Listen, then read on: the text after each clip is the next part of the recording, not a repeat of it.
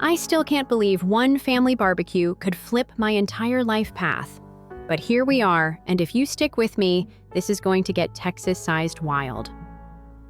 Picture a late June Saturday Cedar Park running 98 degrees and the neighborhood cicadas buzzing louder than a Whataburger drive-thru. I'm Ethan Cole, 29 site supervisor on the Austin Light Rail expansion, and my 2-bed condo is my pride, my bunker, my proof that a kid with PTSD and a 12-year-old Civic can still chase the American dream. Months of peaceful beer and brisket weekends with my roommate Tyler came to a screeching halt the moment my mother called after a 4-month radio silence and barked family barbecue this Saturday 5 sharp. No guests, private business. The way she said private business felt less Hallmark and more courtroom summons. But whatever Mama raised me polite, so I promised to come baked Grandpa's peach cobbler recipe with bluebell vanilla and convinced myself it might be a reconciliation. Fast forward to that blistering Saturday. I roll up to my parents' Pflugerville ranch house, gripping the cobbler and a knot the size of a bowling ball in my stomach. The backyard looks like a foodie influencer's fever dream, white linen tablecloths, $120 Napa cab breathing beside a 15-hour mesquite smoked brisket, and my mother Karen fluttering around like she's hosting a governor. Dad David lurks by the grill in a starched polo he never wears on job sites, schooling the brisket like it wronged him. My sister Brittany lime green bodycon dress lashes so long they cast personal shade, waves a diamond big enough to signal satellites. Beside her stands Martin Hale 46 crypto angel investor Tag Heuer, gleaming hairline on the run. Tyler's words echo in my head. That's either reconciliation or robbery, no in between. We exchange small talk so forced it squeaks. Martin brags about a Series B round that exists only in his head. Brittany calls herself a soft life content strategist. Dad asks if I'm still doing that concrete thing. I nod and sip sweet tea so hard it nearly evacuates the glass. Then Martin clears his throat, folds his manicured hands, and slides a folder toward me like he's presenting merger terms. Ethan, Brittany, and I need a place to stay for 9 months while we find our dream home. Your condo is perfect. You could move back here free brisket on demand, and we'll even Airbnb the spare bedroom to cover utilities. He flashes that con man smile that never touches his eyes. I laugh, thinking it's a joke. Nobody else does. Mom pipes up. We already drafted a quitclaim deed. All it needs is your signature, sweetheart. Dad adds, you owe the family. We carried you 25 years. My heart slams into my ribs harder than a jackhammer on rebar. This condo cost me 4 years of ramen dinners and 60-hour weeks. Giving it up feels like sawing off a limb. I tell them calmly once, that's not happening. Brittany's face flips from influencer grace to cartoon villain faster than a TikTok trend. Jealousy looks ugly on you, bro. Dad straightens, playing patriarch. You will do your duty. Martin leans forward, handshake like a vice low voice dripping condescension. Real men provide for family. The tension spikes hotter than the brisket pit, and just when voices start to rise, the patio gate creaks open. Enter my Grandpa Walt Cole, 75, Vietnam Marine denim shirt rolled to forearms, still braided with muscle. Behind him looms Tyler, 6'4", and filming discreetly for evidence because of course he is. Grandpa surveys the table wine deed diamond, then fixes Dad with a stare that could freeze a Texas summer. Someone want to tell me why I drove down I-35 on short notice? Dad launches into a rant about my selfishness. Mom sniffles about family unity. Brittany sprinkles in tears worthy of a daytime Emmy. Martin adds corporate buzzwords like synergy and value add. Grandpa listens, jaw set like granite, then turns to me. Ethan, truth now. I explain the 9-month condo grab, the Airbnb scheme, the guilt trips, every manipulative hook. The whole backyard holds its breath. Grandpa's eyes narrow, and he makes a single call. Grace, bring the packet. US 290's clear, you'll be here in 2. 2 hours later, under string lights, now attracting more bugs than a porch lamp, attorney Grace Foster strides in with a briefcase, and the calm of someone who's already won. She lays out 45 years of receipts proving Grandpa paid every tax, every roof patch, every water heater swap on this house. One signed paper, and the property reverts fully to him contested, and Dad owes $220K by Monday. Suddenly, the brisket smells like impending doom. But Grace isn't done. She taps a tablet, and Captain Morales zooms in from Waco screen full of SEC subpoenas, county lawsuits, and proof Martin's tag hair came from an Amazon knockoff store for $60. Martin's tan drains ghost white. Brittany's mouth opens and nothing comes out. Tyler's phone pings his Facebook Live just hit 1,200 drywallers hooting in real time.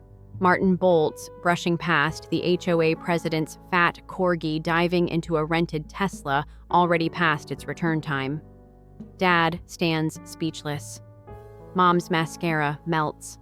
Grandpa folds his arms.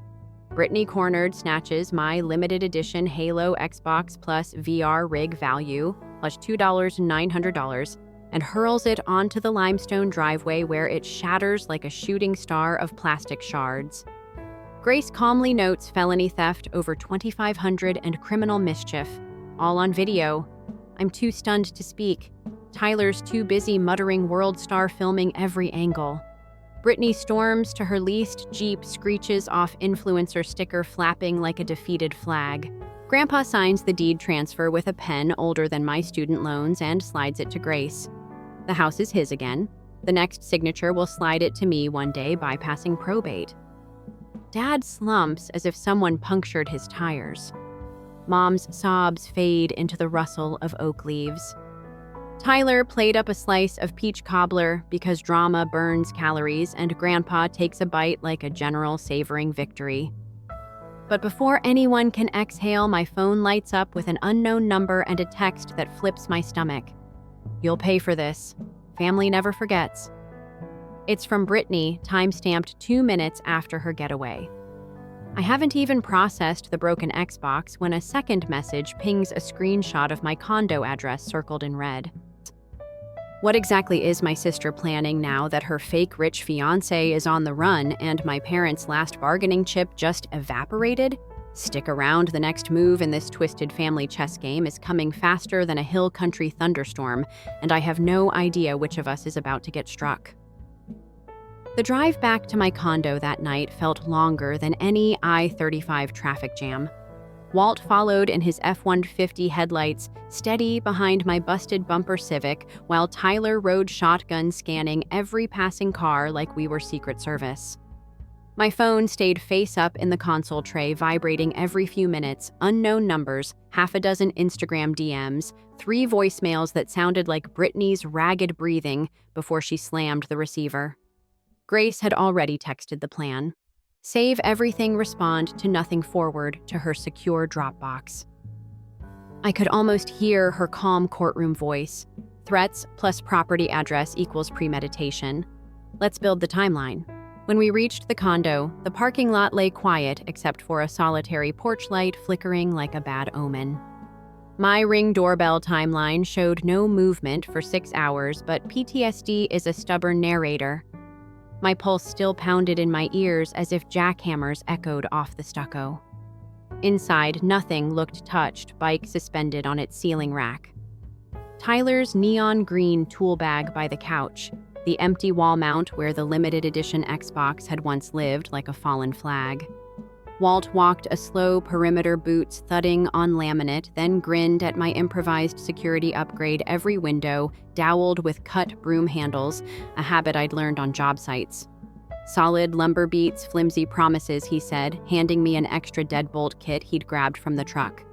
We installed it under a single bulb metal screeching steel to steel, a new ritual sealing the place shut.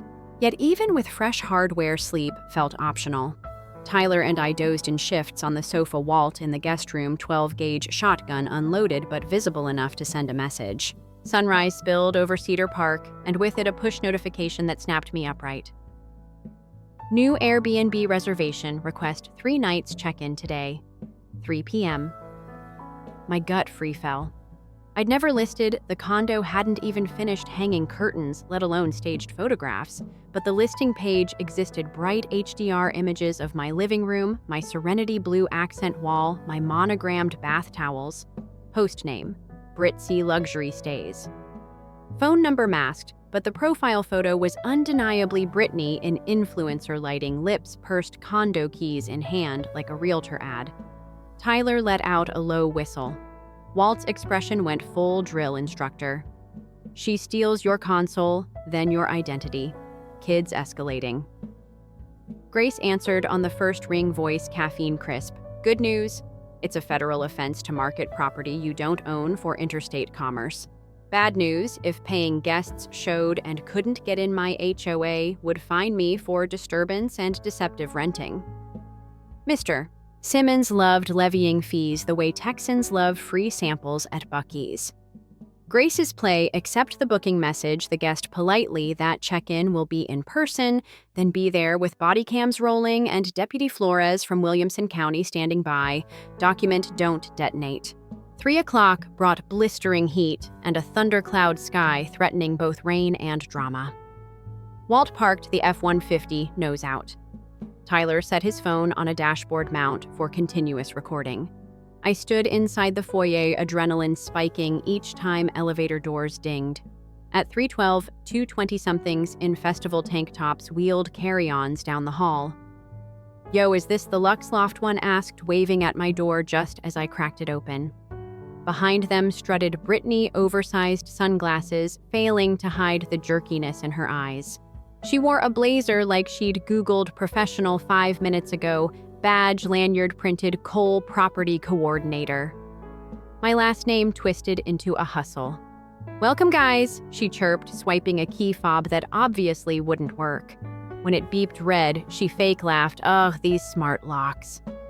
Then she noticed me deadbolt unlatched Tyler's camera, peeking over my shoulder, Walt's silhouette filling the hallway. Color drained faster than a sunset time-lapse. Before she could pivot, Deputy Flores rounded the corner, badge glinting. The deputy separated us in textbook-style festival guests by the stairwell, Brittany against the wall, me inside with the lease and deed copies Grace had emailed. Tyler whispered play-by-play to his phone's mic, deputy reading Miranda. She's shaking, folks. I wanted to feel triumphant, but ended up mostly numb, heart thudding behind ribs like someone hammering form ties. Brittany tried charm, first officer. I manage multiple short-term rentals, then tears. My brother's abusing me. I have nowhere to go. Flores, patient but unimpressed, asked whose name sat on the county appraisal site. I handed over printed screenshots, Ethan Cole, owner of record. Walt supplied the earlier trespass notice. Flores looked at Brittany. Ma'am, anything else? She glared at me, mascara cracking.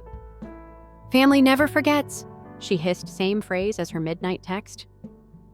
Deputy Flores cuffed her, gently explaining booking procedure for fraud and criminal trespass. As she was led away, her blazer sleeve brushed the door frame, leaving a faint smear of foundation, a ghost image of entitlement. Tyler escorted the would-be guests downstairs, refunded via the Airbnb app, while Walt tackled diplomacy with Mr. Simmons, who'd materialized to issue a $200 fine for unapproved filming devices in the hallway. Grandpa's response, detailing Simmons' own unauthorized pergola, sent the HOA president retreating faster than Martin's rental Tesla. Yet even as the squad car taillights vanished, relief didn't land. Instead, I felt hollow, like someone had stolen not just my Xbox, but my family's blueprint. Walt must have read the shock in my eyes.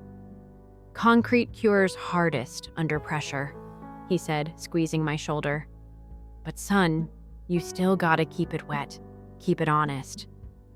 That night, back at the ranch, Tyler grilled jalapeno poppers, and we tried to laugh at TikToks, but each vibration of my phone shot adrenaline through me. Grace texted initial hearing set for Monday, bail likely. Brittany could be free in 48 hours if she scraped together the fee or if our parents did.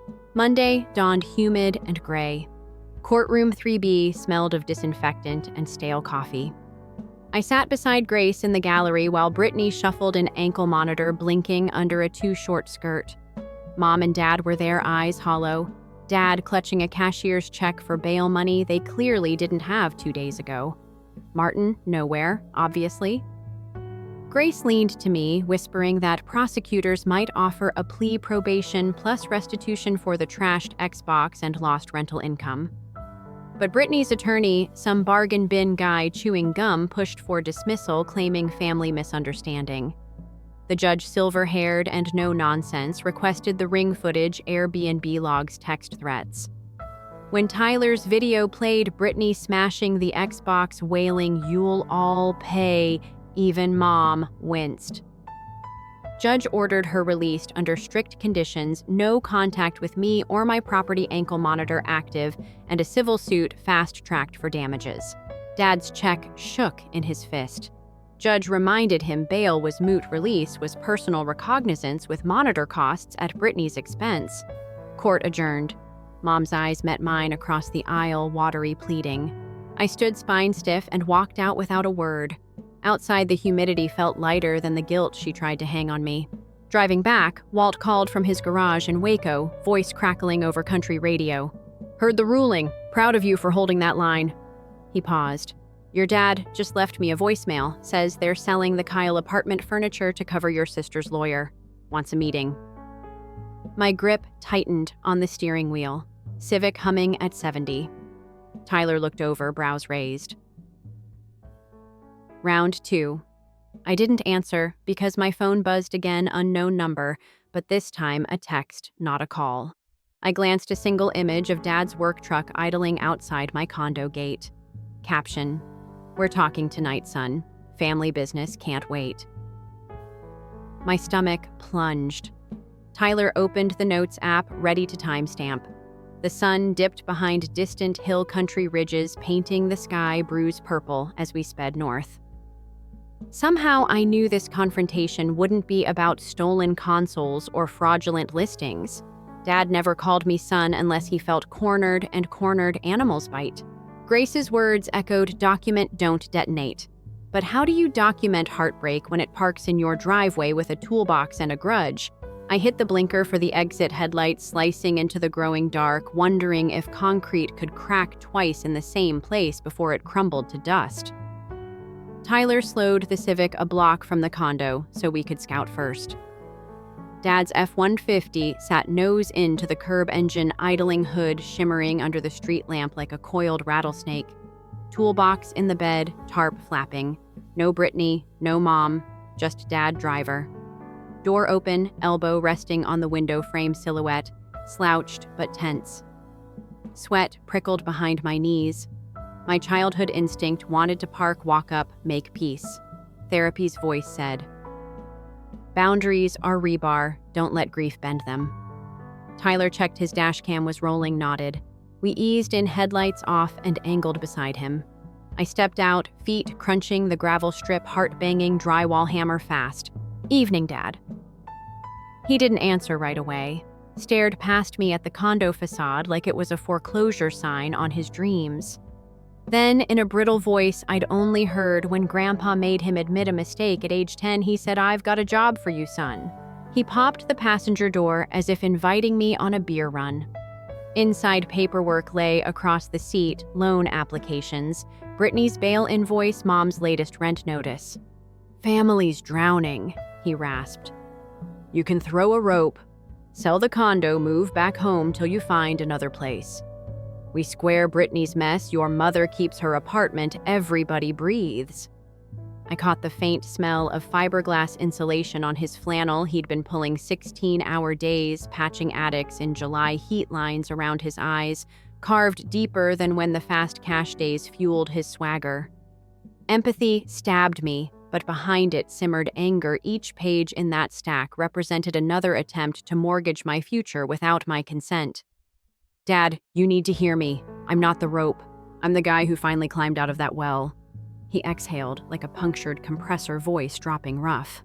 "You think you built that ladder alone? Who taught you rebar schedules, huh? Whose truck hauled your first tool belt?"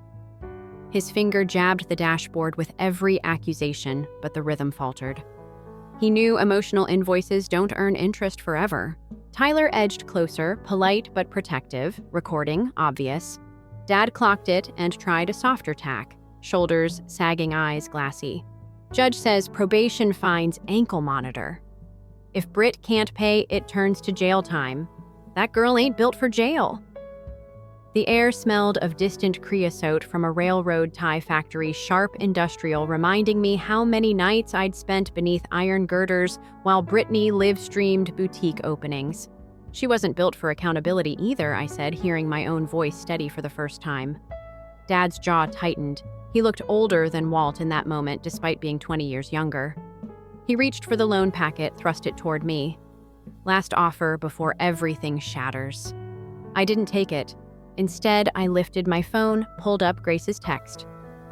Any coercion, tonight document. Civil harassment statutes apply. I showed him without comment. His gaze flicked to the screen, then back to me, and something inside him cracked, not a clean break, but a hairline fracture spreading under load. He shoved the paperwork back into the seat, slammed the door, and stared at the dark windshield. Fine, you picked your side. He revved the truck, but before shifting, he yanked the tarp, revealing my own compressor and nail gun tools he must have grabbed from Grandpa's garage. Borrowing collateral, he muttered. You'll get him when Brit's free. Tyler's nostrils flared, but I touched his elbow de-escalate document. Phone camera zoomed in on serial numbers I'd etched years earlier. Dad peeled off taillights, bleeding red along the curb, leaving the scent of diesel and busted trust. I swallowed the metallic taste of betrayal. Tyler muttered he just crossed the theft line. Grace agreed over speakerphone conversion of property over $2 $500 same felony bracket as Brittany's Xbox stunt. Yet pressing charges against my own father felt like pouring acid on a wound. We drove inside the gate in silence, cicadas roaring like static. Upstairs, as we keyed in the hallway lights, flickered storm brewing maybe or poor wiring nobody addressed since the last HOA meeting. The condo smelled faintly of sawdust and solder from our earlier deadbolt install. Comforting, like progress. I set my phone to upload every clip to Grace's cloud, then collapsed on the couch. Tyler paced, muscles ticking beneath his tea. You good man? He asked. I nodded, but adrenaline buzzed too loud to hear the lie. Thoughts ping-ponged, Dad facing charges, Mom choosing sides, Brittany in ankle monitor, Grandpa 80 miles away, polishing wrenches, unaware of tonight's theft. I pictured our family tree bark stripped, sap bleeding, termites of entitlement chewing through what roots remained. Sleep found me in 30-minute spurts, nail guns firing invisibly. Dad's truck headlights slicing the blinds. At 5:17 a.m., Walt's caller ID jolted me awake. His voice came gravel low but urgent. David just tried to pawn your compressor in Waco. Morales flagged the cereal shop owner, called me. Son, he's desperate and getting sloppy. He paused, letting the words settle like dust on hot concrete. Town rumor says your mother's driving to Houston to meet some friend about quick cash. The shape of that rumor chilled me. Martin had connections in Houston before prison crypto bros still floating illicit IOUs. Walt continued, I'm locking my shop heading your way, and I'm bringing the deed packet time to hard seal every hatch. By 8 a.m., clouds burst over Cedar Park, rain pounding the windows like a million thrown nails. I brewed coffee strong enough to stand a spoon and briefed Tyler police report on compressor. Restraining order next. Checklist. Grace emailed titled, Parental Asset Protection Phase A. Tyler quipped, you've gone full Home Alone, but with legal foot traps, yet his grin lacked shine. We trekked to Williamson County Sheriff's to file the theft. The deputy, polite but weary, took the statement, logged the serial, issued a warrant for recovery. Walking back to the Civic, drizzle cooled the parking lot asphalt into a mirror reflecting gray sky and two men who used to believe parents were permanent shelter. Tyler broke the silence. When rebar rusts, concrete pops.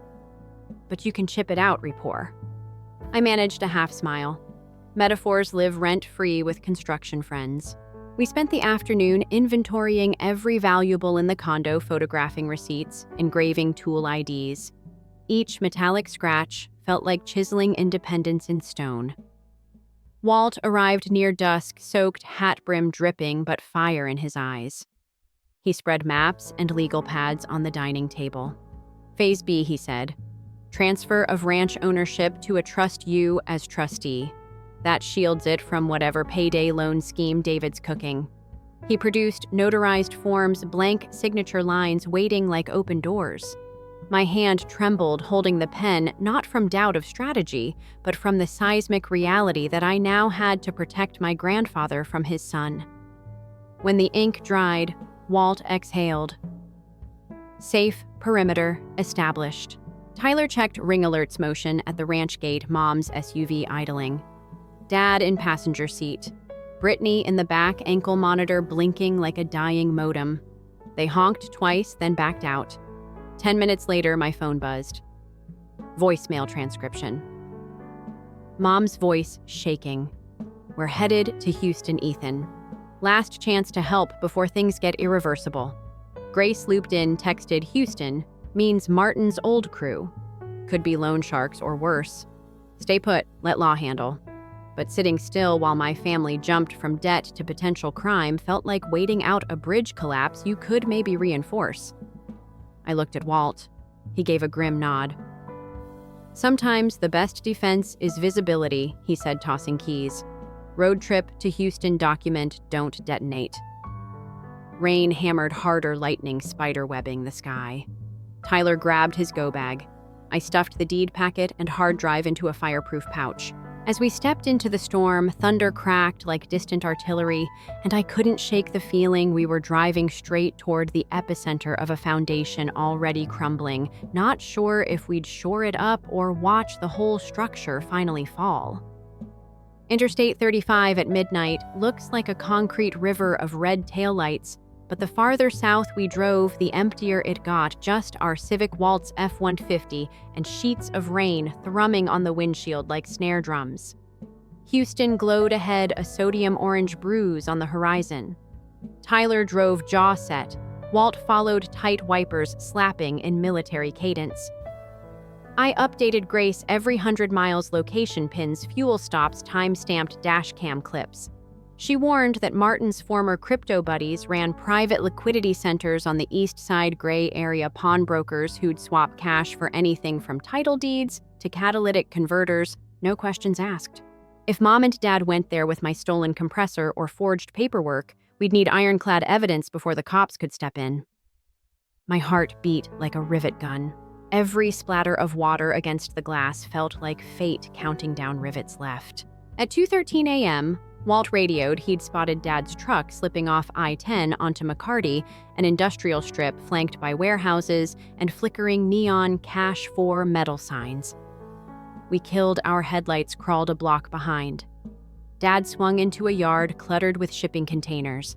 A sagging banner read, Lone Star Asset Solutions 24HR. Rusty razor wire crowned the fence. Floodlights painted everything sickly yellow. Mom's SUV idled beside the gate. Brittany hunched in the back seat, ankle monitor blinking Morse code through the rain. My stomach dropped. This wasn't a bank, this was desperation lit in halogen. Ty eased into a dark recess between dumpsters. We cut the engine, let the cameras roll. Thunder growled overhead. Every flash of lightning froze the scene like crime scene photographs, Dad unloading my compressor. Mom clutching a folder thick as a roofing bundle. A bouncer type in a windbreaker patted them down, then waved them toward a corrugated steel office. We needed line-of-sight audio. Walt reached behind his seat, produced a camo poncho and 2 wireless mics taped to mini power banks. Recon rules, stay dry, stay quiet, record everything. Rain plastered my hair to my forehead the instant we stepped out. The night smelled of wet iron and diesel. We circled to a side window cracked open for cigarette smoke. Inside, fluorescent lights flickered over pegboards of pawned tools and a makeshift conference table where a man in a slim suit scrolled a tablet. I recognized the square jaw from Martin's SEC files, Clint Brewer, one of his ICO co-founders, now moonlighting as an asset facilitator. Dad set the compressor on the table like sacrificial lamb. Brewer scanned the serial, smirked. Mom slid the folder across ranch tax documents, Walt's signature photocopied, clearly forged.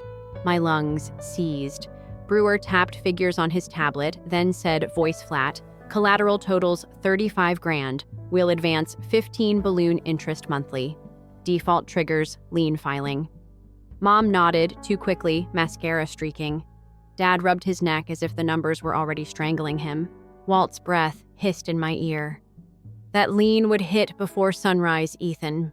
They're about to mortgage my house and your future. We had proof of stolen property, forged signature interstate fraud. But if we burst in too early, Brewer could bolt with the docs. I texted Grace. She pinged HPD's Financial Crimes Night Desk, sent our live feed. Response, units en route, ETA 12 Minoy, keep eyes. 12 minutes in a pawn yard felt like 12 miles of bad rebar. Tyler monitored the gate. I kept the camera steady, though my hands shook. Inside, Brittany paced phone in hand, streaming to a private Insta story she posed, tear-glossed whispering about toxic siblings and reclaiming abundance. The symbolism hit me, a woman monetizing her downfall in real time, turning generational rot into content. Dad signed, first pen trembling. Mom followed with flourish. Brewer reached for a notary stamp. At that exact moment, headlights washed the yard, two cruisers sliding in red and blue flares bouncing off rain pools. Officers fanned out. Walt stepped from Shadow's badge numbers already on his tongue. Brewer snatched the papers, bolted for a rear exit. Tyler sprinted around containers, intercepting him with a contractor's tackle that would have impressed the Longhorns' defensive line. Paperwork flew like terrified pigeons. I scooped them off the wet gravel lens, capturing every soggy page. Dad froze, jaw unhinged. Mom started sobbing, mascara turning raccoon. An officer cuffed Brewer. Another guided Mom to a cruiser for questioning. Dad tried to lunge for the compressor. That's mine, but Walt blocked him, calm as a seawall. You stole from your son, David. You forged my name. You walked off the job site of integrity, and there ain't no change order for that. Lightning illuminated Dad's face, rain sweat, shame indistinguishable. Brittany, ankle monitor chirping, streamed the entire arrest until an officer confiscated her phone. Last frame was my reflection in the lens, rain streaking like war paint. 3 hours later, we sat in HPD's fluorescent antechamber styrofoam coffee, mutating in our stomachs, while detectives processed statements. Grace patched in by phone voice, a soft blanket, forged deed equals third-degree felony, stolen compressor tax on. Brewer faces bond revocation linked to Martin's case, dominoes falling in neon. Dad and Mom might dodge prison if they cooperate, but financial ruin was now scorched earth. Walt leaned back, exhaustion etching deeper lines. Old Marines say a weak bridge collapses where rust hides. Tonight, we sand-blasted every beam, kid. I wanted to feel triumphant, but grief pooled heavy. These were still my parents, however warped. Before dawn, detectives released us. Dad and Mom remained for further questioning. Brittany, ankle monitor flashing low battery, stood in the lobby, arms folded. You ruined everything, she hissed, rain-frizzed hair framing eyes gone feral. Martin's people will bury you in legal fees. Tyler snorted. Martin's people are turning state's evidence to save their own hides. Welcome to consequences. She opened her mouth, but the monitor beeped a warning, curfew breach imminent. An officer escorted her to a waiting lift bound for her court-approved halfway house. Watching her disappear felt like the final crack of a slab, splitting echo lingering in my ears. We caravanned west, dawn bleeding peach and lavender over the prairie. At a Buc-ee's outside Bastrop, we refueled Kolashis, burnt coffee drizzle wicking off denim. Walt studied me across the hood. Sun concrete doesn't heal. You replace the broken section. He handed me the recovered nail gun, still damp but safe. Time to rebuild. I nodded, thinking of the duplex we planned to buy, the trust papers safely zipped in my backpack, the legal wall now between me and their debts. Yet the universe didn't grant clean endings. My phone buzzed with a voicemail transcribed in 3 words that turned my blood to sleet. Check your foundation. The caller ID read unknown, but the message pinged from a cell block in Bastrop Federal Martin Hale somehow looped back into the narrative. I replayed the phrase 3 words that sounded less like advice and more like a threat. Tyler caught my expression. "What's wrong?" he asked. I flipped the screen toward them. Walt's brow furrowed. In my mental blueprint, foundations symbolize safety. Now they were targets. The road ahead shimmered under morning heat, but my mind raced darker paths. What part of my life was Martin aiming to jackhammer from behind bars? We pulled onto the highway, tires hissing on wet asphalt sunrise in our rear view, uncertainty dead ahead. My pulse hadn't slowed by the time we rolled back into Austin. "Check your foundation" echoed like a nail gun in my skull, and every bump on US 290 felt symbolic. Grace ran the prison call log. Yes, Martin had placed a 3-minute phone call at 5 a.m. Recipients masked by prepaid switchboard. But odds were good he'd weaponized some legal loophole. The next morning proved it. A certified envelope waited at the condo mail kiosk. Notice of Mechanics Lien, Cole Property, LLC, the $78,940 for structural stabilization services, claimant Lone Star Asset Solutions, the very pawn yard. If we didn't contest within 10 business days, the lien could slide into foreclosure. That was Martin's chess move. Use my own parents' debt to choke my cash flow, force a settlement, maybe even pry the ranch loose. Walt's fist clenched so tight the letter crinkled. "He's not after concrete, he's after leverage," he growled. We sped to the duplex project, our fledgling investment, in case the lien scam reached farther. Tyler unlocked the site gate and froze. A fresh trench snaked beside the slab PVC waterline, deliberately nicked, so mud oozed like wet clay. The foundation inspection tag that had been green yesterday now screamed red. Unsafe, immediate repair required. I pictured Martin on a prison phone guiding flunkies, damage the asset, file a lien, extort. American dream turned ransomware. We filmed everything, mud depth cut pipe boot prints showing a distinctive hex pattern sole. Morales cross-referenced it to security footage from the pawn yard, same sole on Brewer's henchman. Chain of custody established. Grace prepped an emergency motion to vacate the lien, but we still needed a county hearing. Earliest slot Friday at 8 a.m. 5 days to keep our foundation literal and financial from being yanked. Those 5 days blurred into a montage of bureaucratic whiplash. By daylight, Tyler and I hauled gravel, patched the duplex trench, and photographed every repair step. By night, we sat in Walt's kitchen, converting anger into spreadsheets, inventory, appraisal, comps, legal fees. Raina dropped by between ER shifts, taped my blistered palms, reminded me sleep existed. HOA President Simmons slid a $500 unsightly construction debris fine under my door. Proof vultures circle when they smell stress. I paid it online at 2 a.m. with a memo. Consider it hush money for now. Simmons replied with a thumbs up emoji and a gif of a dancing dollar sign. Class warfare in pixels. Thursday storm sirens wailed across Cedar Park. Flash flood warnings lit phones. Walt insisted we stage the duplex evidence at Grace's Houston office in case water ruined the originals. Tyler and I loaded boxes into his Tacoma Rain, pelting like gravel. Halfway to I-10, the tire pressure light blinked. We pulled into a Buc-ee's awning to find 3-inch roofing nails driven through both rear tires, same hex pattern heads as the trench boot prints. Somebody monitored our moves. A state trooper parked nearby helped file a report. Dashcam showed a dark sedan tailing us from the ranch gate. Plate ran back to a rental under Clint Brewer's girlfriend's name. Martin's network reached farther than we thought. Friday arrived heavy and humid. The courthouse atrium buzzed like a hive, contractors in steel-toed boots, lawyers in linen suits, one elderly lady clutching a chihuahua in a pink sling.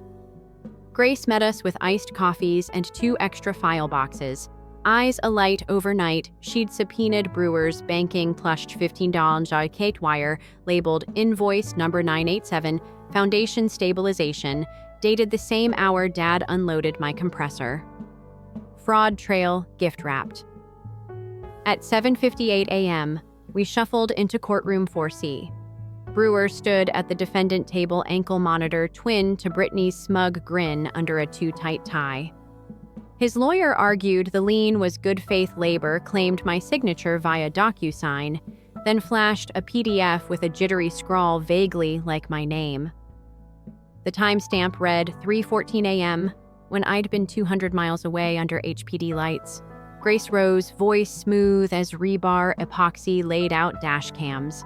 Weather data, phone, GPS, the trench video, the shoe print match, the forged DocuSign IP address traced to Brewer's girlfriend's apartment. Each exhibit landed like a hammer on wet concrete. The judge needed 6 minutes to rule.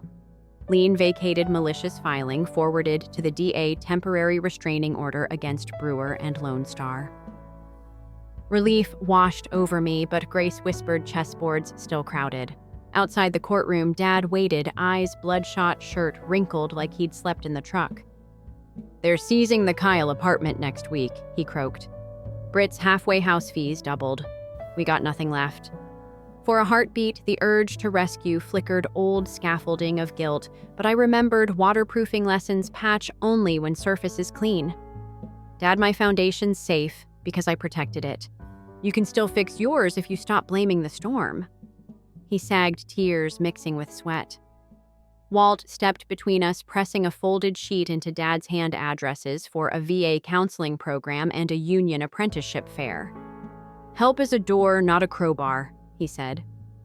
Dad nodded, broken, but maybe bending toward light. We thought the day's drama was over until Tyler's phone buzzed with an emergency ring alert motion at the ranch driveway. "Feed," popped up Brittany in a rideshare, cutting her ankle monitor strap with garden shears, tossing it into a storm drain, then sprinting toward the garage where Walt kept a 1967 Chevelle he'd been restoring since Nam.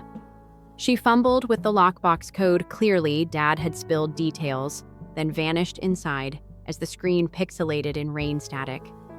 Grace's face drained. Ankle monitor tamper triggers felony bail violation. But if she drives that Chevelle onto public roads, insurance licensing liability nightmare. Walt's knuckles went white around the truck keys. We tore down Cesar Chavez toward I-35, tires humming like war drums, radio scanning police bands, bolo white female mid-20s driving blue classic Chevelle, possibly armed. My stomach lurched.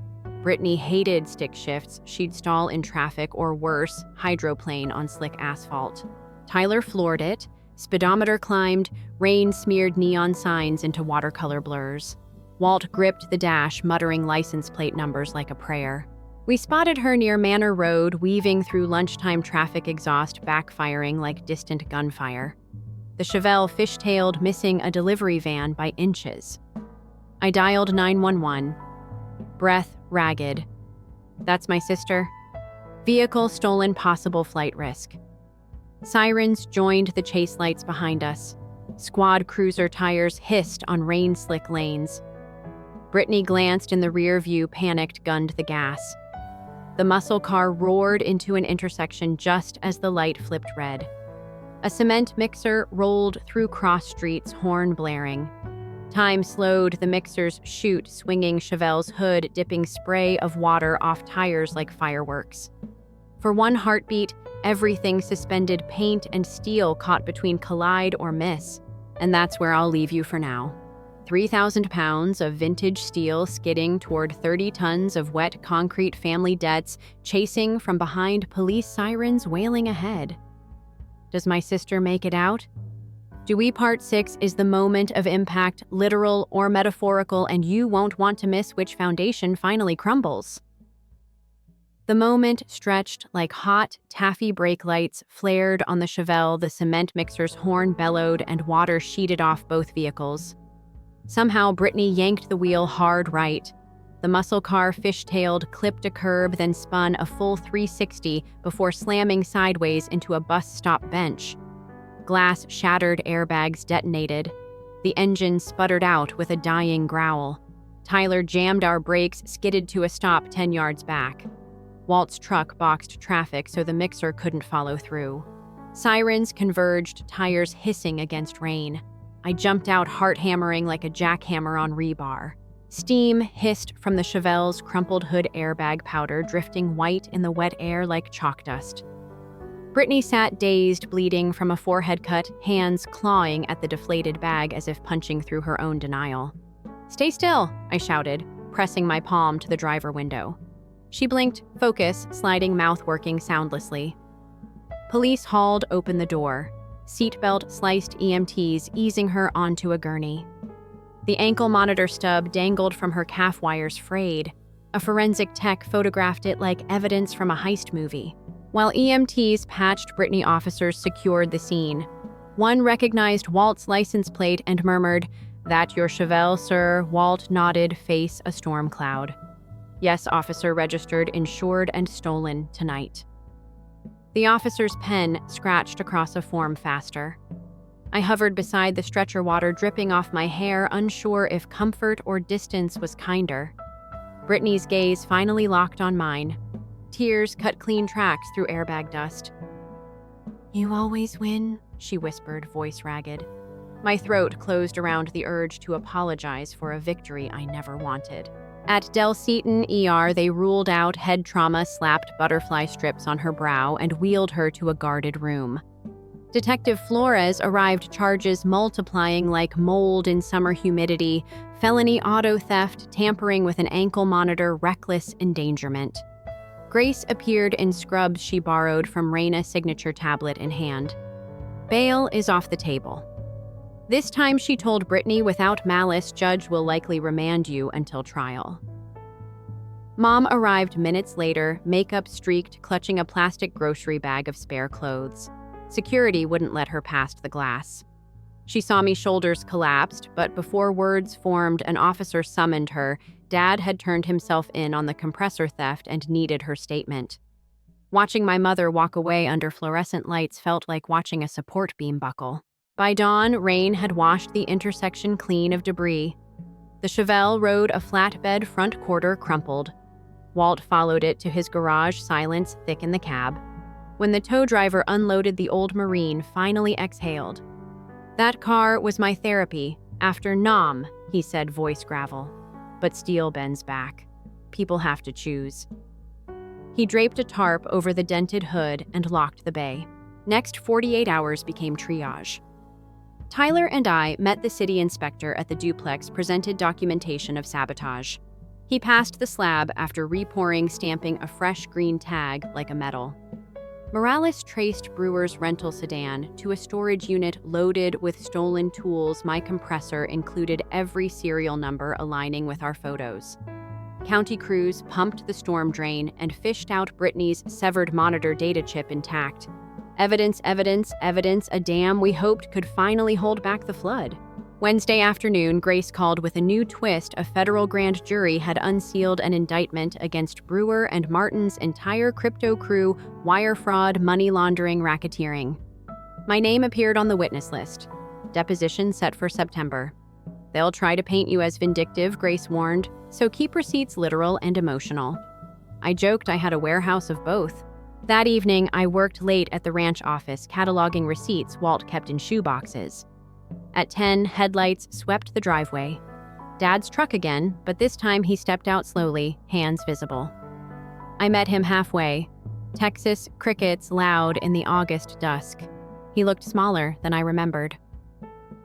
"I signed up for the VA program," he said, voice shaky. "I start counseling Monday." Relief pried my ribs apart. He handed over an envelope, a cashier's check for the compressor's pawn value plus one handwritten sentence. "I'm sorry I tried to spend your future." I nodded, no words, big enough.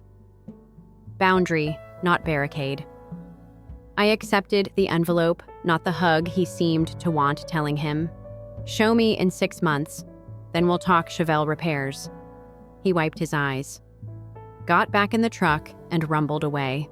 I should have slept easy, but at 3 a.m., my phone pinged an alert from the duplex ring camera.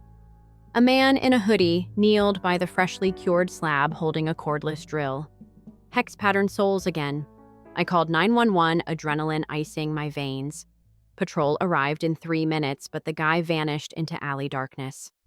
He left behind a single drilled hole and, chillingly, a business card tucked under a cinder block. Foundations fail from the inside. The card carried Martin's old blockchain startup logo. Grace had warned he still owned trademark rights he could print from prison kiosks. Thursday morning, the county prosecutor offered Brittany a plea: 5 years deferred adjudication, mandatory rehab, full restitution for property damage. She asked to see me. In the jail interview room, she looked like a sun-bleached photo, color-leached, edges frayed. "Take the deal," I said before she spoke. She swallowed hard. "If I do, I lose followers, sponsors, everything." I almost laughed, our family hanging by legal threads, and she still measured life in likes. But then her eyes shifted, genuinely scared. What if Martin's people come after me inside? For the first time, entitlement cracked and raw fear showed. I told her Brewer was flipping state's evidence, Martin's reach shrinking daily, but cooperation was the only shield left. She nodded, tears falling, leaving jail. I found Tyler waiting with 2 iced coffees and news that an anonymous Reddit post had surfaced, claiming I forged the Ladybird deed, calling Walt a senile vet, demanding an investigation. Post linked to a Google Drive of altered documents dated yesterday. Grace traced the IP to a public library computer 0.4 miles from Brewer's girlfriend's address. Social media smear campaign new frontline. We spent the afternoon crafting a statement, uploading verified deed copies, timelines, ring clips, watermarking everything with notarized stamps. Internet court can be nastier than real court, but truth packs better metadata. Just after sunset, Morales texted a photo from Bastrop prison visitation logs. Brewer's girlfriend had visited Martin that morning, leaving with a manila envelope. Inside, she'd smuggled out instructions and a list of pressure points: my duplex, Walt's garage, even Tyler's electrical license number, probably for identity theft. Morales ended with a warning: "They're cornered. Expect them to lash out until sentencing." I stared at that message while cicadas droned like malfunctioning sirens.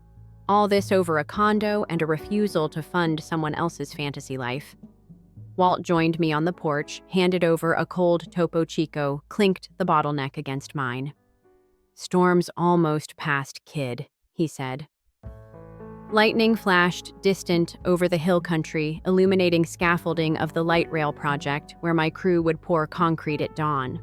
I thought about foundations, how you dig past unstable soil, set rebar cages, pour in stages, let it cure. No shortcuts. Families should be poured that way too. Then Tyler burst from the house, face drained. "Ethan, you need to see this now." He handed me his phone. Live drone footage streamed over our duplex site, a small quadcopter buzzing close to roof height, dropping something that looked like canisters onto the plywood deck. A chat overlay scrolled, "Watch your dream burn, LOL." Feed came from an account named Geor Crypto Reckoning. Last frame before signal cut showed smoke curling. I bolted for the truck keys, shaking in my grip, Walt right behind me. As we roared down the driveway, the ridge beyond the oak trees flickered orange. Whether it was smoke bomb prank or real accelerant, I didn't wait to find out. Sirens already echoed from Cedar Park, but every second counted. I pressed the pedal until the speedometer trembled, wind howling through cracked seals, mind racing colder than the night. If the duplex went up, so did our rental income, our court costs cushion, and maybe our last psychological anchor. Ahead, the sky brightened, glow pulsing like a heartbeat, setting the stage for either salvation or total structural collapse. Flames hadn't reached the framing yet, just roiling black smoke seeping from the plywood deck, but one spark on the Tyvek wrap, and our duplex would torch like a Christmas tree. Tyler fishtailed the Tacoma onto the clay pad headlights, catching the culprit canisters, highway flares guttering near fresh 5-gallon jugs labeled citrus degreaser. Whoever planned this counted on accelerant vapors meeting flare sparks after a slow build, a low-budget arson job disguised as a prank. I yanked the truck's ABC extinguisher, Tyler grabbed the spare, and we blasted white powder across timber while Walt hauled a garden hose from the neighbor's spigot. Sirens wailed closer. We kept spraying until hiss turned to silence, and the only sound left was our own ragged breathing. In the flashing red-blue wash of the first engine, I noticed the drone crashed against a cedar fence, one prop still twitching. Walt scooped it with welding gloves, stowed it in a contractor trash bag, evidence before embers. Fire marshal ruled attempted arson, estimated damage under $1,000, but Grace said intent mattered more than outcome. Morales pulled the drone's SD card. It auto-uploaded live feed to an IP block traced to Brewer's girlfriend's apartment again. Reckless criminals, consistent footprints. DA tacked on conspiracy to commit arson, escalating Martin's crew from white-collar grifters to violent felons. Brewer folded, first singing like a church choir, names, crypto wallets, hush money trails, everything. In exchange, he wanted reduced time and protective custody. Prosecutor offered 10 years. He took it inside an hour. Martin's empire imploded in real time. IRS liens, SEC asset freezes. Even the fake Rolex repossessed as instrument of fraud. Watching the dominoes tumble felt oddly anticlimactic, like seeing a demolition you'd already scanned on blueprints, satisfying but unsurprising. Brittany accepted the 5-year deferred deal rehab plus restitution. At sentencing, she read a statement that trembled between apology and influencer spin. "I'm committed to rebuilding myself authentically." Judge wasn't moved, but approved the plea. Rehab facility sat out near Marble Falls, far from Wi-Fi, close to mesquite trees and journaling circles. Mom, now stocking overnight shelves at HEB, visited weekly, reporting slow progress. Brittany gardening without selfies, writing letters she never posted. Dad finished his first 3 VA counseling appointments, landed a union track-laying job on my light rail project, different crew, same site. We passed each other at dawn shift change, traded nods, civil cautious, maybe the first bricks of a new footing. Meanwhile, Tyler and I pushed the duplex to completion, sheetrock, tile, final paint. Walt's ranch trust held firm. Simmons even waved a fine after Walt rewired his porch light. Raina transferred to day shift and moved into the duplex's left unit, renting from us at cost. The right unit leased to a Samsung engineer couple, history repeating but healthier. Cash flow stabilized, legal fees. Cole Property LLC breathed easier. One September morning, Morales texted a courtroom photo, Martin in an orange jumpsuit, wrists cuffed, head bowed, as the judge pronounced 30 months federal plus $500 K restitution. Under the snapshot, Morales added, "Foundations endure." I saved it under closure, JPG. Life lulled into something like normal. On Sundays, Walt and I tuned the Chevelle's rebuilt carb, while Tyler coached Raina through drywall patching in the guest bath. Grandpa's dog tag clinked, steady, white noise comfort. Therapy taught me vigilance can relax into awareness without collapsing into trust blindness.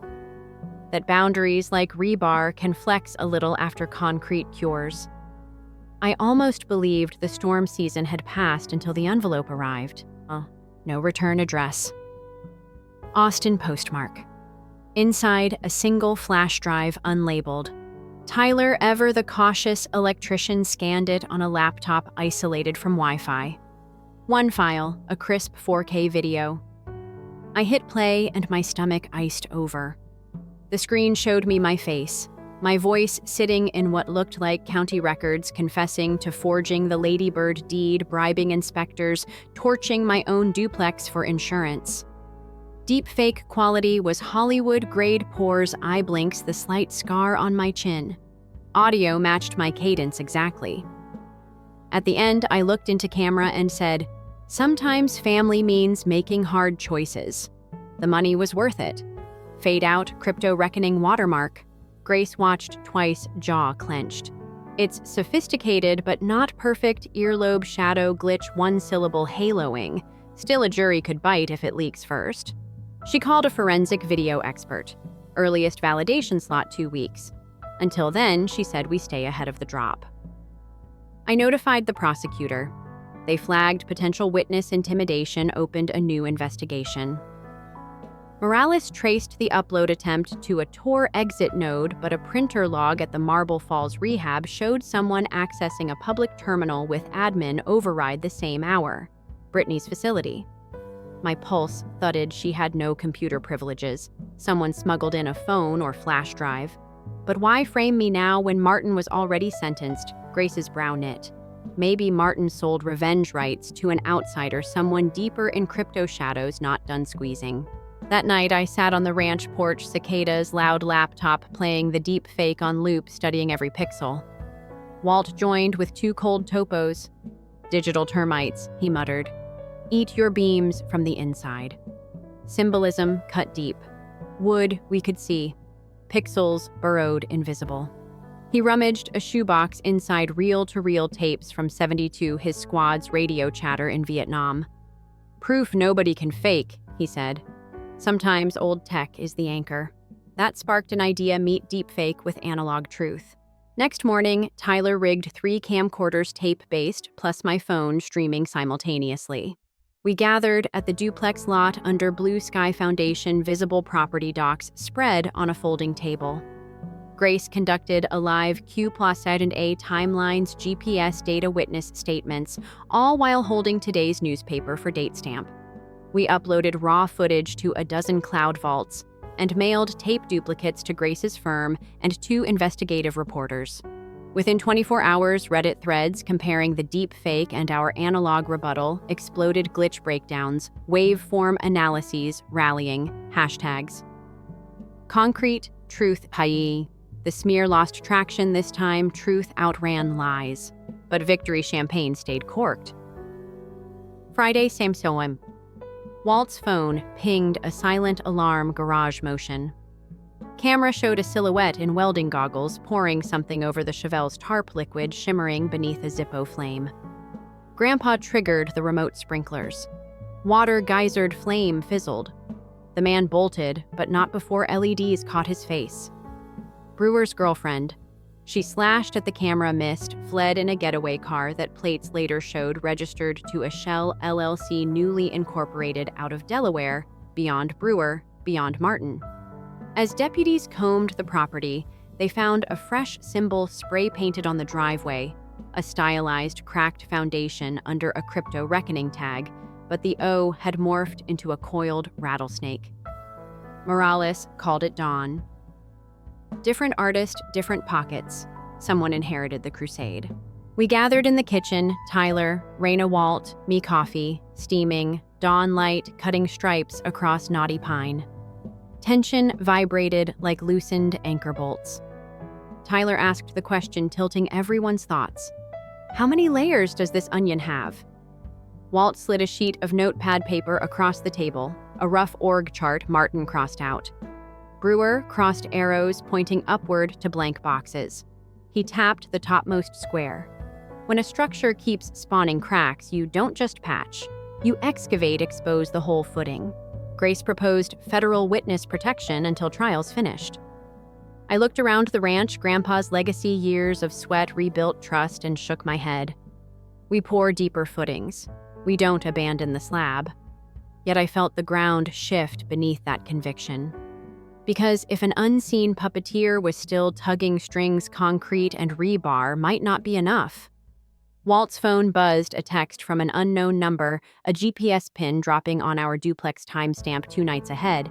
Caption, final inspection. Heart rate spiked. Whoever they were, they'd scheduled the next hit like a calendar invite. We faced each other, 4 silhouettes in early light, the future dangling like an unanchored overhang. Do we hunker down, call marshals, or set the trap ourselves? My construction foreman brain measured risk loads. My grandson heart measured legacy. Neither offered easy math. I picked up Walt's pen, drew a heavier box around the blank top of his chart, and wrote one word. Expose. The clock ticked toward Showdown Foundation versus Phantom, and I had no clue whether our next concrete pour would seal the cracks for good or bury us under fresh rubble. Story 2. I never imagined that a single text message could feel like an avalanche crashing through every pillar of my life. It was 8:03 on a Tuesday morning, and I was halfway through a video call with my team in Mumbai when my phone buzzed. I glanced down, expecting a calendar reminder or a Slack ping. Instead, the screen showed, "Helen, Mom, don't bring her. She'll embarrass me." My heart lurched. Her, my 9-year-old daughter, Olivia. The words were so clinical, so finalized, as if she'd hit send and slammed the door on our entire family. I muted my mic, leaned back, and stared at the text like it was written in disappearing ink. A tidal wave of memories flooded me the nights I stayed up debugging code until dawn. The hot pizza I ate in my dorm while everyone else was at frat parties, the minute-by-minute budget I maintained so I could afford to send my little sister Abigail to modeling classes. I remembered my own scholarship interview at Northwestern University when I realized that "I'm proud of you" would never pass my mother's lips unless it was followed by, "And how much did you get?" I could almost hear her voice, smooth and relentless. "Ethan, what's the ROI on that degree?" I slipped out of my meeting on autopilot, closed my laptop, and walked into the living room where Emily was sipping chamomile tea. She looked up, eyebrows raised. "You okay, Mom? Just texted," I said, showing her the screen. Emily's eyes hardened. Not Olivia. Not ever. In that moment, any doubt I'd had about putting family first vanished. I mattered, but she didn't. I'm Ethan Brooks, 35, IT project director, pulling down $295,000 a year in downtown Chicago. My wife, Emily, is a fintech VP making $170,000. Our daughter, Olivia, is a whirlwind of curiosity and glitter. She still believes unicorns exist, and I love her for it. We live in a caramel brick bungalow on the North Shore with Frank, my father-in-law, an ex-naval officer who taught Olivia how to fish. Frank moved in after Helen's second marriage collapsed. He's the grandfather I always wished my own daughter would know. It's a tableau of suburban success, manicured lawn, Ivy League-educated parents, a kid with a future painted in broad strokes of possibility. Yet one text from Helen shuddered that picture to its core. I sank onto the couch and ran a hand through my hair. Why would she say that? 1,000 scenarios flashed. Was Olivia too loud, too messy? Had she spilled juice on Grandma's white marble coffee table during last week's brunch? I thought back to the day we surprised Helen with a bronze sculpture for her 60th birthday. An abstract swirl for around $800. She feigned delight, but I knew the truth. Her favorite part of any gift was the Instagram post it inspired. This rejection stung deeper because it had been rehearsed in her head long before she hit send. I paced the hardwood floor, imagining Helen's own nerves.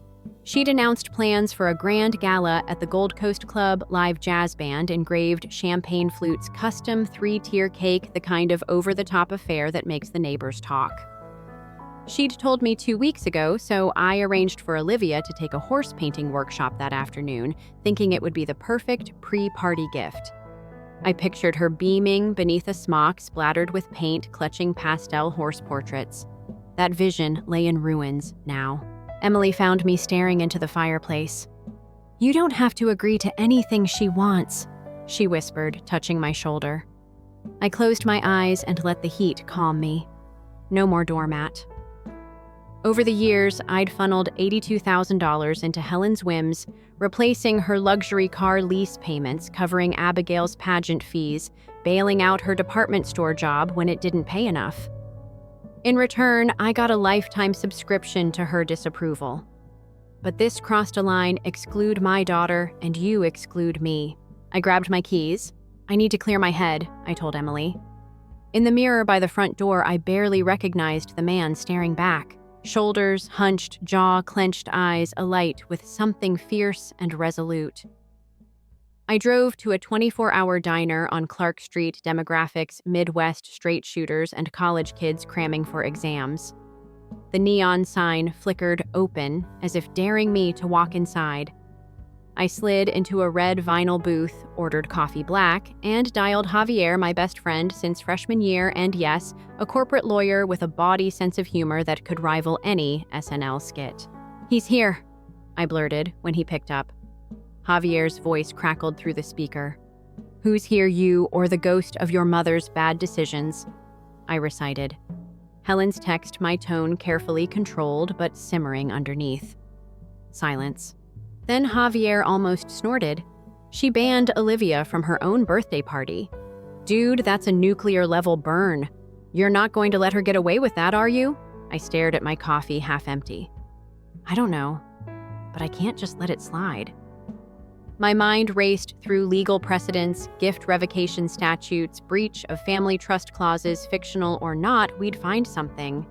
I imagined sending certified letters demanding back every gift given under family expectations. Then I saw Helen's pale face reading her bounced rent check. I felt the weight lift off my chest. This was going to be exacting. It was going to hurt, but it was necessary. Javier laughed, low and dangerous. "All right, Operation Family Fallout is a go. I'll research the best statutes tonight. Meanwhile, text me every gift you've ever bought her sculpture car payments the lot. I want receipts and statements." I leaned back and exhaled so hard the diner windows rattled. I felt something long overdue agency. For the first time, my family wasn't just a line item in Helen's ledger. It was a fortress, and I was ready to defend it. I hung up, paid my tab, and stepped back into the cold Chicago air. A sliver of moon hung over the skyline like a silent witness. I looked down at my phone, reread the text, "Don't bring her, she'll embarrass me." Then I tapped my own reply. "We're done pretending. We'll see you Saturday." Olivia included. I hit send before I could second-guess myself. A shutter click in my chest. My finger trembled. Let the games begin. As I walked to my car, a lone saxophone note drifted somewhere over the rooftops. It sounded like defiance, like the rallying cry of a father who refused to let his blood be used as currency. And maybe, just maybe, it was the sweetest melody I'd ever heard. But as the wind picked up, I knew the calm before the storm never lasts. By Saturday, Helen wouldn't know what hit her, and I couldn't wait to see her face when it did. I spent the rest of Tuesday gathering evidence. After hanging up with Javier, I drove straight to my home office, opened the bottom drawer of my desk, and started pulling out crumpled receipts. The bronze sculpture from West Elm, the Tiffany-inspired champagne flutes my last 3 car payments on that Mercedes now paid off. Technically, Helen's asset. Each piece of paper felt heavy like lead tiles I was dumping onto my own shoulders. But every time I held one, anger flickered brighter in my chest. They treated my family like a burden. Now they'd feel this burden themselves. By midnight, I'd cataloged over 50 items and expenses totaling nearly 90,000 jayant. It wasn't just numbers on spreadsheets. It was my late nights, the ramen dinners, the skipped vacations, all funneled into maintaining a facade of generosity that in Helen's eyes was never enough. I organized everything into folders labeled living room, kitchen, auto fashion, and beauty and miscellaneous. Under each category, I noted purchase dates, receipts, and payment confirmations. At dawn, Emily found me still at my laptop. "You look like you've aged 10 years overnight." I rubbed my temples. "Maybe I have." But this, I gestured at the stacks of paper. "This is the blueprint for accountability." She placed a mug of coffee next to me. "Whatever you need," she said softly. Her silent support felt like a shield. I needed that shield because I was about to swing a sledgehammer. That afternoon, I met Javier at an unassuming cafe in Evanston, halfway between my house and his law offices. He arrived in a charcoal suit tie with tiny scales of justice motifs and a grin that said, "This is going to be fun." Over iced lattes, we drafted our first move, certified letters revoking gifts given under the implied expectation of continued familial harmony, citing a lesser-known Illinois statute fictional for our purposes, but plausible enough to make Helen's palms sweat. Javier assured me most people don't contest receipt of such letters. They panic and pay because no one wants legal fees. As we left, I felt the first real thrill I'd had since that text from Helen.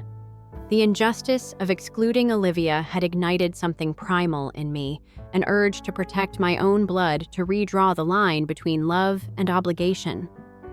I pictured the look on Helen's face when the mailman handed her that first letter and couldn't help smirking at the thought. On the drive home, I passed Frank's picket fence, white pristine, and realized how distant that picture of perfect family had become.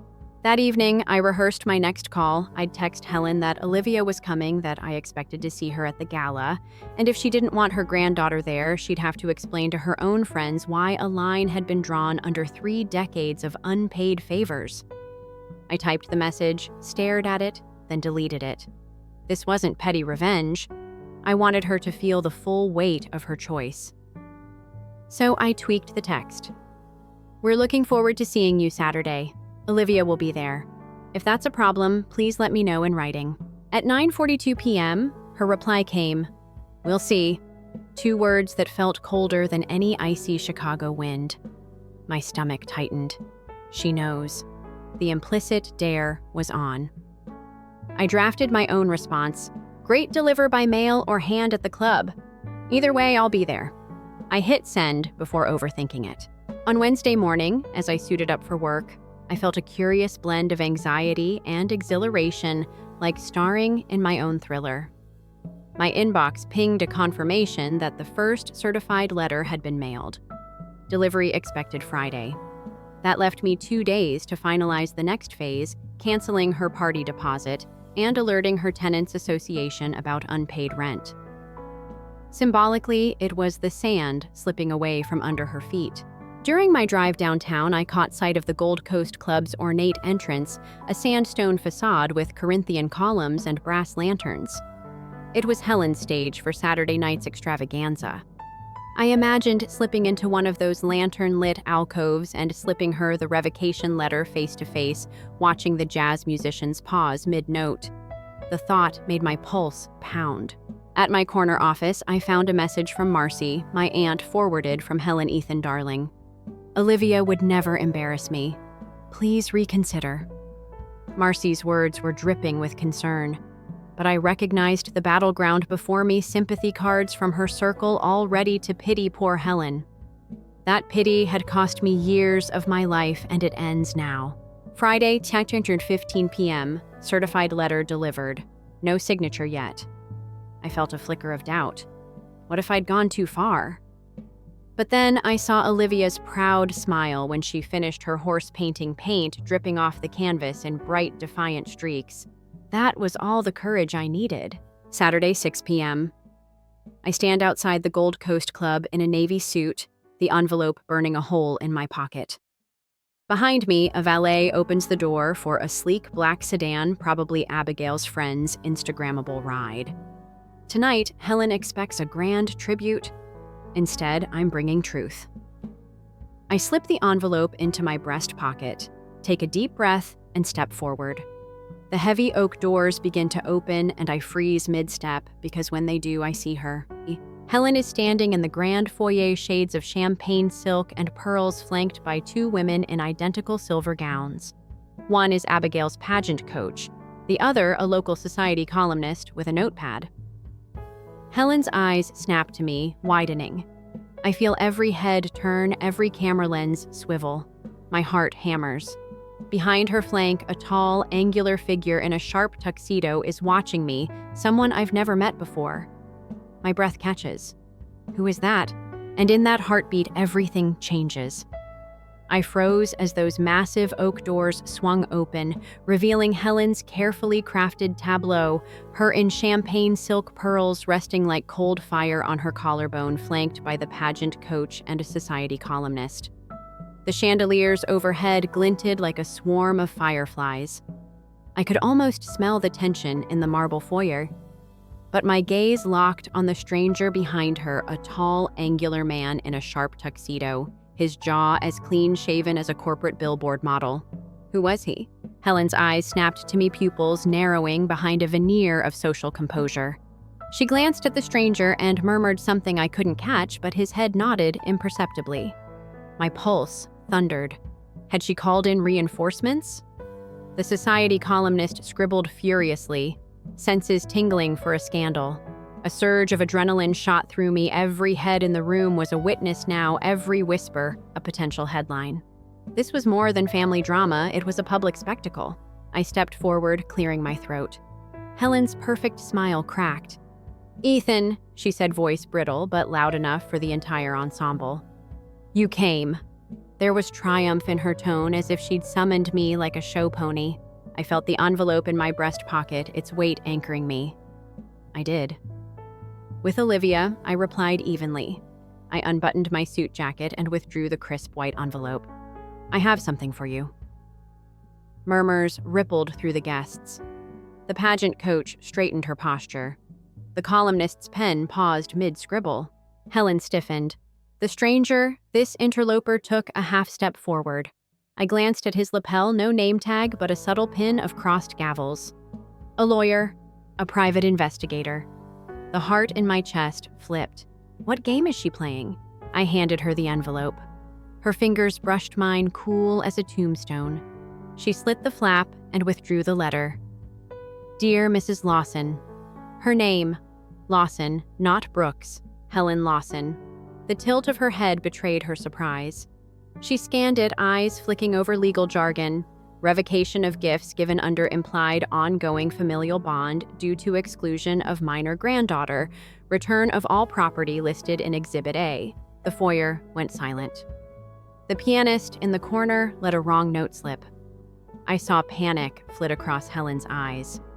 The stranger's gaze sharpened, approval or amusement, I couldn't tell. Helen's breath caught. She looked up, expression crumpled. This is fake," she said, voice cracking on the last word. The columnist leaned in. "Illinois statute, are you serious?" Her voice was a scalpel. Helen's fingers trembled around the letter.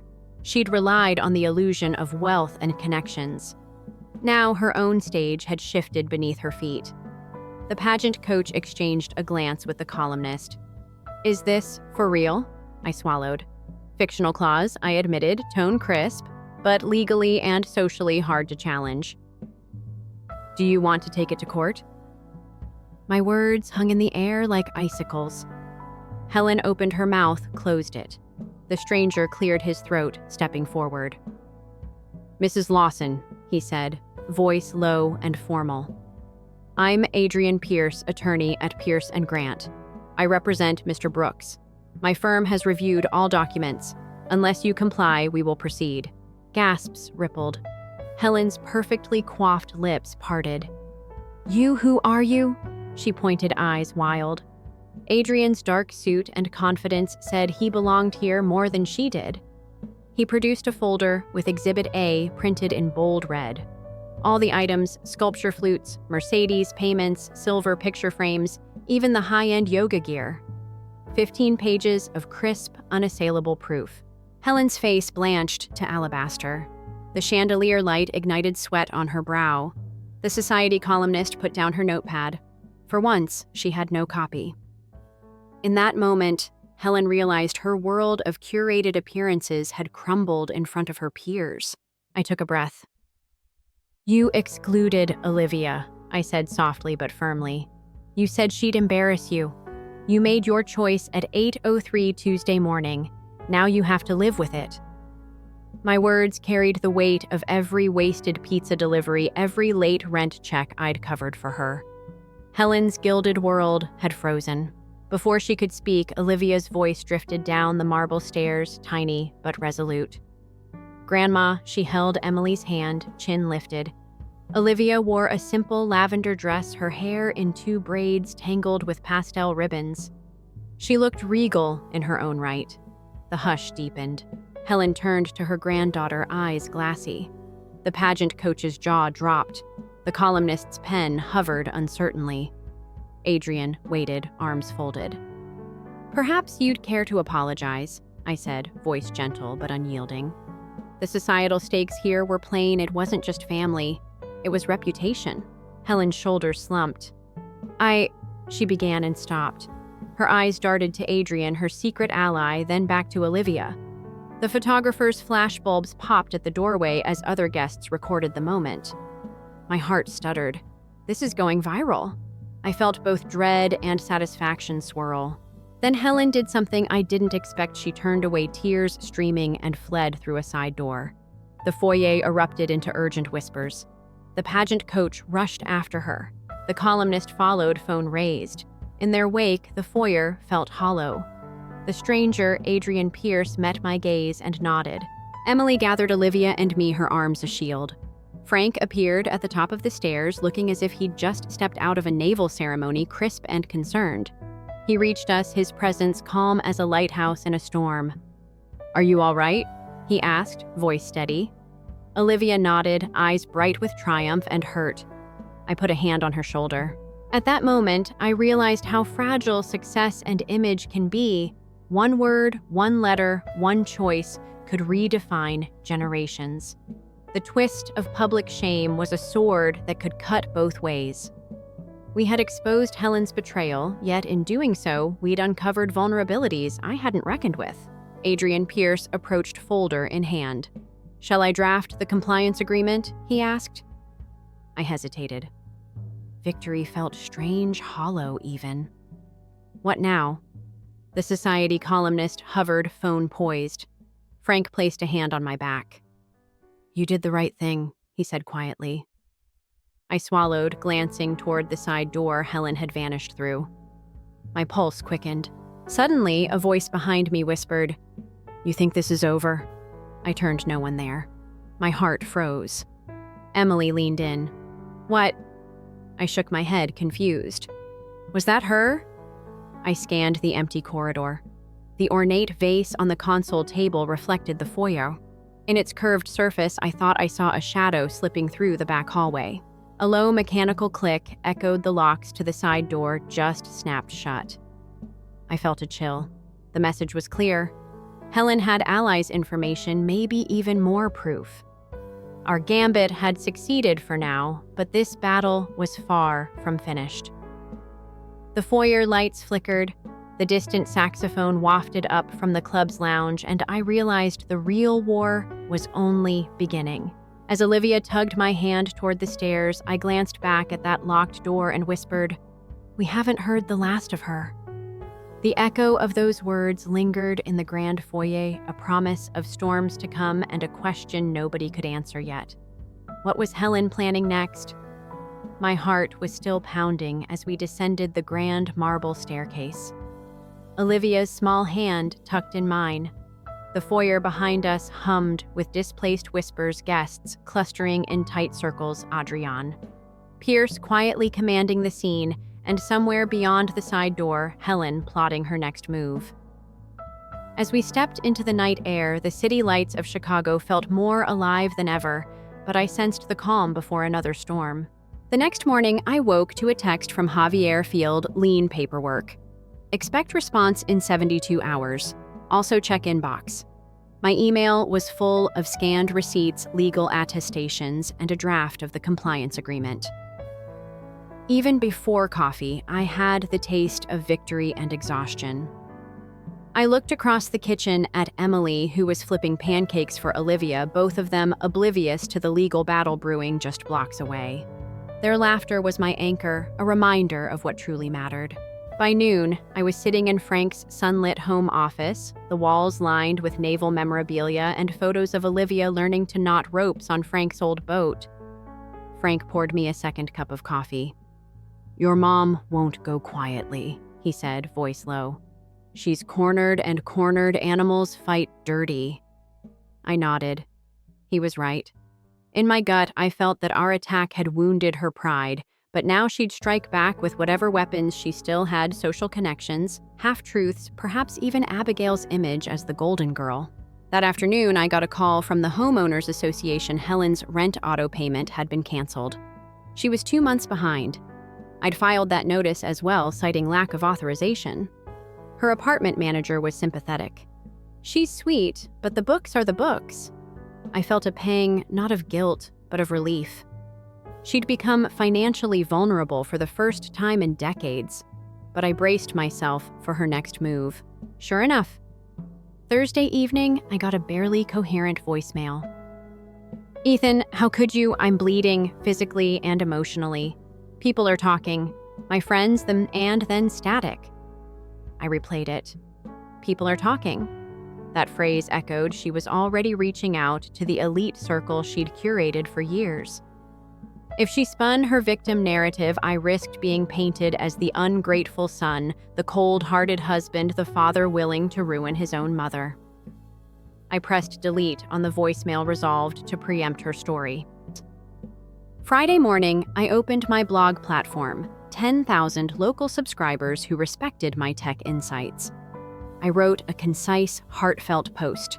When our own grandmother texts that our daughter isn't welcome at her birthday celebration, we must ask, what does it mean to be family? My intent is not to shame, but to discuss respect, boundaries, and unconditional love. I stand by my actions to protect my child's dignity. I hit publish, then printed a copy to hand deliver to the Gold Coast Club manager, an olive branch, and a shield against Helen's gossip. If she tried to gaslight the crowd, they'd already read the truth. That afternoon, as Emily and Olivia set out to help at a community garden on the north side, a nonprofit that taught kids about sustainable farming, I drove to the club. In the rearview mirror, I saw Helen's apartment building, its windows empty, curtains drawn. The garden smelled of fresh peat and sun-warmed tomatoes, a jarring contrast to the marble and silk of the club. I watched Olivia kneel in the dirt, planting seedlings with Emily's gentle guidance. This was the soil I wanted her to grow in, fertile, nurturing, honest.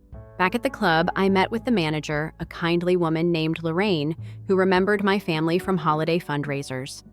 She accepted the printout and assured me the staff would not tolerate any disruptive behavior, even if Helen chose to stir trouble. I left feeling fortified, as if I'd shored up the final breach in Helen's fortress of influence. Saturday dawned clear and crisp. I suited up in charcoal gray and drove Olivia to an early matinee at the local children's theater, a tradition I'd started to honor her love for live performances. Emily joined us, her smile radiant. Over buttered popcorn, Olivia chattered about the princess's talking frog. I realized how precious these moments were and how close I'd come to losing them to my mother's vanity. By 5 p.m., we were at Frank's house for dinner, grilled salmon on cedar planks and sautéed green beans. Frank recounted stories of his naval days, the rough seas he'd navigated, and how in stormy waters a captain must make hard decisions for the crew's safety. I thought of Helen's betrayal and my own choice to sever financial cables, tethering my family to her whims. Every decision had costs, but the sake of my crew, Emily and Olivia, was worth the sacrifice. At 8 p.m., I dropped Emily and Olivia at home and drove back downtown. My phone lighting up with news alerts and text threads. Helen had posted an anguished status on the local society forum claiming my son has become a vengeful stranger. Comments were split. Some defended her, calling my actions cruel. Others praised my courage to stand up for my daughter. The divide mirrored America's own tensions: loyalty versus boundaries, traditional respect for parents versus modern demands for individual dignity. I parked at the club, stepping onto the black and white tiled floor of the foyer again. The chandeliers burned bright at night, reflecting endless patterns on the walls. The society columnist, her name was Veronica, was setting up chairs for a private debrief. She looked up as I entered, pen poised. "Mr. Brooks," she said politely, "I'd like to ask you a few questions live on the forum. Fair coverage, of course." Her voice was honey with a razor inside. I maintained my calm. "Of course. My blog post is public record. I'll answer any question." As I sat beneath crystal light, I felt the weight of every gaze, some curious, some hostile. Then Lorraine appeared at the doorway. "Mrs. Lawson asked to speak with you privately." My chest tightened. Helen was on the other side, waiting. I followed Lorraine down a corridor lined with oil portraits of club founders, stony faces wielding power through eras of prohibition, economic booms, depressions, civil rights struggles. The symbolism was inescapable here. Elite history met my own modern fight. In the private lounge, Helen sat in a fluted armchair, her silk skirt pooling around her like spilled champagne. Her eyes were red-rimmed cheeks, still bearing the glitter I'd seen the night before. She rose as I entered. "Do you have any sense of what you've done?" she asked, voice brittle. I closed the door. "I protected my daughter," I replied calmly. "You excluded her." She brushed a strand of hair from her face. "You humiliated me in front of everyone," she spat. "I'm bleeding here physically." She lifted a hand to her chest, pressing at her heart. "I've had chest pains. They admitted me to Northwestern Memorial." Suddenly, her grief felt like an accusation. My breath caught. The classic guilt play. I paused, watching her tremble hand. I took out my phone. "Let me call the hospital to confirm," I said, voice gentle but firm. She recoiled, eyes wide. "You wouldn't?" I dialed and spoke to a receptionist. "This is Ethan Brooks. My mother, Helen Lawson, is or was admitted under patient number H394. The line went silent. I waited. Then the receptionist replied, "Sir, there's no record under that number or name." Relief and anger washed through me. She lied again, using illness as a shield. I pocketed the phone. "They can't refuse treatment," I said, echoing my earlier logic. "If you're truly sick, go back. But I'm not sending money based on headlines and tears." Her face hardened. She looked like a wounded animal cornered. "You'll regret this," she whispered, stepping back. "Your family will be torn apart." I squared my shoulders. "You already tore us apart." I turned to leave, but in the corridor's dim light, I noticed something pinned to the wall, a framed map of the neighborhood with little pins marking each board member's home. One pin was missing. Helen's address, replaced by a blank blue dot. I glanced back at her. "What's this?" She didn't answer. The blank pin gaped like an open wound. In that moment, I realized she was erasing herself from the map, outcast from the very society she'd built. This subtle symbol struck me she was losing the very identity she valued above all else. As I stepped out of the lounge, the corridor lights dimmed, flickering once, then steady. The hunt for her last ally had begun. At the club entrance, the bouncer nodded permission in his eyes. In the foyer, the chandeliers seemed colder. Olivia's voice echoed in my mind. "Family is who shows up." I squared my jaw. Whether Helen admitted it or not, she'd shown up and paid a price. But I sensed the war was shifting. She had one last card to play, and I had no idea what it was. As I walked into the night, the final glint of lightning forked across the sky, a promise that the storm wasn't over.